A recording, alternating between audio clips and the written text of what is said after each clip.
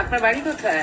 এটাই বাড়ি। হ্যাঁ, এখানে অনেকে তো না না স্বেচ্ছায় না আসে। না, স্বেচ্ছাতে বাড়িটা আমার ছেলের কাছে খুবই ইম্পর্টেন্ট ছিলাম আমি, কিন্তু যাই হোক সেটা আমার ভাগ্যে নেই, তাই টিকলো না।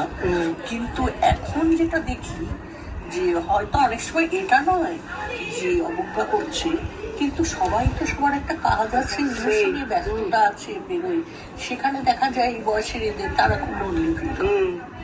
আমি যেটা দেখলাম এখানে থাকা অনেক ভালো। হাউস ওয়াইফই ছিলেন?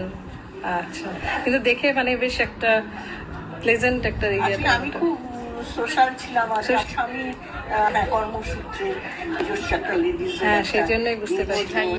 পার্টি টার্টি এসবগুলো করেছি।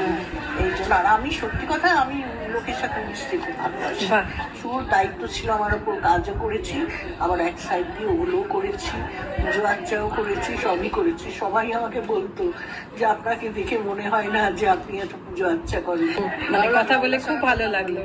না, আপনারা এলে আমাদেরও ভালো লাগে কথা বলতে। আবার চেষ্টা করবো আসতে। হ্যাঁ, আজকের এই বিকেলটুকু আমাদের যে কাটলো, আনন্দটা দিলেন, এটাতেই আমাদের আবার কয়েকদিনের খোরাক হলো। এটা আমাদের একটা মানে টনিকের মতো। গান তো নিজেও জানতাম না, এখন আর ভালো লাগে না গান শুনতে। বই পড়ি যেটা সবই আধ্যাত্মিক।